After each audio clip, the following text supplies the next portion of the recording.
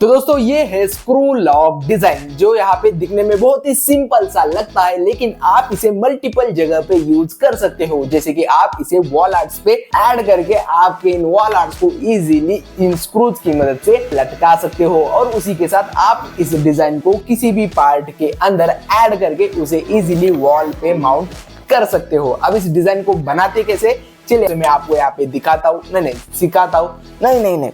तो दोस्तों आज हम इस डिजाइन को बनाने के लिए यहाँ पे असेंबली डिजाइन का यूज करने वाले हैं। तो यहाँ पे मैं न्यू पार्ट को सिलेक्ट करता हूँ और यहाँ पे अब हम असेंबली को सिलेक्ट करके ओके करते हैं। अब दोस्तों यहाँ पे सबसे पहले हम ऐड करने वाले हैं रेडीमेड स्क्रू को। तो आपको उसे ऐड करने के लिए यहाँ पे डिजाइन लाइब्रेरी में जाके टूल बॉक्स को सिलेक्ट करना है। टूल बॉक्स को सिलेक्ट करते ही यहाँ पे हमें ऐड करना होगा ISO के स्क्रूज को। तो यहाँ पे मैं ISO के स्क्रू को सिलेक्ट करता हूँ।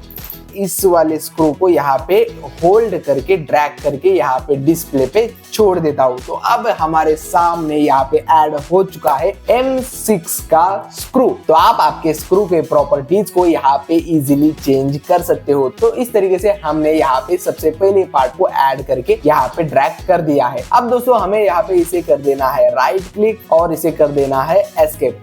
अब दोस्तों मैं इस स्क्रू के अंदर लॉक होने वाले पार्ट का डिजाइन बनाता हूँ। तो सबसे पहले हमें यहाँ पे ऐड करना होगा न्यू पार्ट। अब इसे ऐड करने के बाद हम इस वाले पार्ट का नेम चेंज कर देते हैं। स्क्रू लॉक से यहाँ पे इसके नेम को मैंने रिप्लेस कर दिया है। अब दोस्तों हम हमारे पार्ट के अंदर इस स्क्रू को लॉक करने के लिए वो जो स्लॉट है उसे किस तरीके से डिजाइन करना है उसे अब हम यहाँ पे देखने वाले हैं। तो सबसे पहले दोस्तों हमारे इस नए पार्ट को हमें सिलेक्ट करना है और एडिट कंपोनेंट के टूल को सिलेक्ट करना है। सिलेक्ट करते ही दोस्तों अब यहाँ पे हम हमारे नए पार्ट के ऊपर काम करना शुरू कर सकते हैं। अब यहाँ पे हमारे पास 3 प्लेन है। तो यहाँ पे फ्रंट, टॉप और राइट, इन तीनों प्लेन से हम यहाँ पे इस नए पार्ट के डिजाइन को शुरू नहीं करने वाले हैं। तो सबसे पहले दोस्तों मैं यहाँ पे इस स्क्रू के हेड के पार्ट को सिलेक्ट करता हूँ और यहाँ पे स्केच को ऑन कर देता हूँ। अब मैं यहाँ पे सबसे पहले इस वाले सर्कल के सेंटर पॉइंट से एक रेक्टेंगल को ड्रॉ करूंगा और उसके लिए रेफरेंस लूंगा इसी स्क्रू का सेंटर, और यहाँ पे मैं इसे सिलेक्ट करके सबसे पहले इसे डायमेंशन ऐड कर देता हूँ।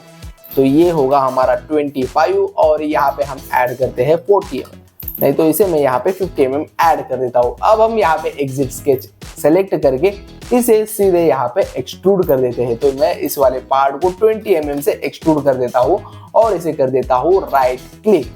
अब दोस्तों ये हमारे पास ये जो स्क्वायर है, आप इसे एज्यूम कीजिए कि आपके पास ये आपके खुद के डिजाइन किया हुआ पार्ट है या आपका वॉल आर्ट है। अब हम यहाँ पे स्लॉट को डिजाइन करने वाले हैं। इस वाले पार्ट को सिलेक्ट करके यहाँ पे स्केच करना होगा। मैं यहाँ पे और एक रेक्टेंगल को ऐड करता हूँ सेम उसी सेंटर पॉइंट से। यहाँ पे और एक सेंटर लाइन को ड्रॉ कर लेते हैं।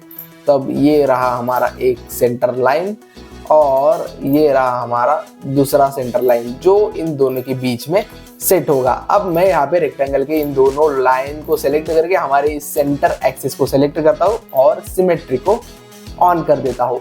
अब ये हमारा रेक्टेंगल, अब मैं यहाँ पे हमारे सेकेंड सेंटर एक्सिस का जो साइज है उसे चेंज करता हूँ और इसे मैं यहाँ पे 0.5 mm ऐड कर देता हूँ। अब हमें इस वाले नए रेक्टेंगल के हाइट को यहाँ पे सेट करना है। तो मैं इसके हाइट को कर देता हूँ 35 mm। अब दोस्तों यहाँ पे हमारे पास इस स्लॉट को ऐड करने के लिए हमें यहाँ पे एग्जिट स्केच करके इसे दोस्तों यहाँ पे एक्सट्रूड कट लेना है। अब ये वाला एक्सट्रूड कट थोड़ा अलग होने वाला है क्योंकि दोस्तों हम यहाँ पे यूज करने वाले हैं ऑफसेट टूल को, और इस ऑफसेट को हम यहाँ पे 6 mm से ऑफसेट करते हैं और ये वाला जो ऑफसेट है इसे हम अंदर के साइड पे करने वाले हैं और इसका जो कट है वो रहने वाला है 6 mm। अब आप यहाँ पे देख सकते हो दोस्तों ये जो हमारा कट पार्ट ऐड हुआ है वो हमारे इस पूरे रेक्टेंगल के अंदर ऐड हुआ है, उसे मैं आपको यहाँ पे दिखा सकता हूँ। तो यहाँ पे कुछ इस तरीके से हमारा जो कट है वो ऐड हो चुका है। अब ये पहला कट तो ऐड करना बहुत ही आसान था, लेकिन दोस्तों अब हमें और एक कट को ऐड करना है जिसकी वजह से हमारा जो स्क्रू है वो बाहर ना निकल पाए। तो उसके लिए हम यहाँ पे और एक रेक्टेंगल को ड्रॉ कर लेते हैं। तो सेम उसी पैटर्न में मैं यहाँ पे और एक रेक्टेंगल को बना लेता हूँ। तो यहाँ पे मैं ऐड कर देता हूँ रेक्टेंगल और सेम हम यहाँ पे और एक सेंटर लाइन को ऐड करके इसे सिमेट्रिक कर देंगे। तो यहाँ पे मैं इस 2 लाइन को सिलेक्ट करके सेंटर एक्सिस को सिलेक्ट करता हूँ। तो यहाँ पे हमारा जो रेक्टेंगल है वो रेडी हो चुका है। अब हमें और एक सेंटर लाइन को यहाँ पे ड्रॉ करना है, तो यहाँ पे अब इसे मैं डायमेंशन दे देता हूँ 0.6 mm।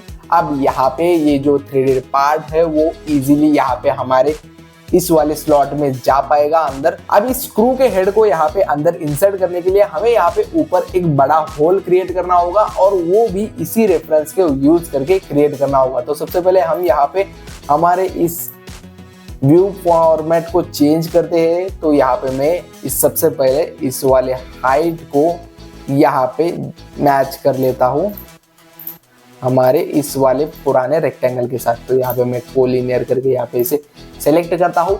अब दोस्तों हमें यहाँ पे एक सर्कल को ड्रॉ करना है, जो सर्कल दोस्तों एग्जैक्टली हमारे इन रेक्टेंगल के कॉर्नर से मैच हो, और इस वाले पॉइंट को हमें इस वाले पॉइंट के साथ यहाँ पे कोइंसाइड करना हो।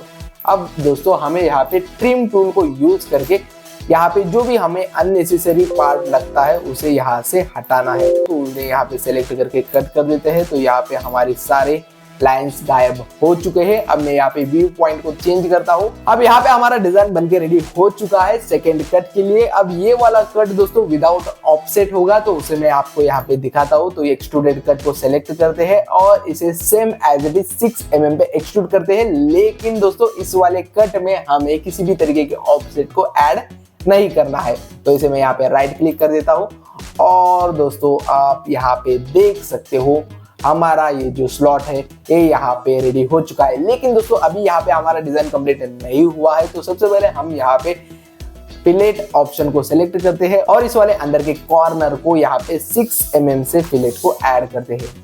अब दोस्तों अगर हम इस डिजाइन को 3D प्रिंट करने की कोशिश करेंगे तो आपको मैं यहाँ पे दिखाता हूँ। तो यहाँ पे दोस्तों इस वाले एरिया में सपोर्ट मटेरियल ऐड होगा जिसे निकालना इम्पॉसिबल है।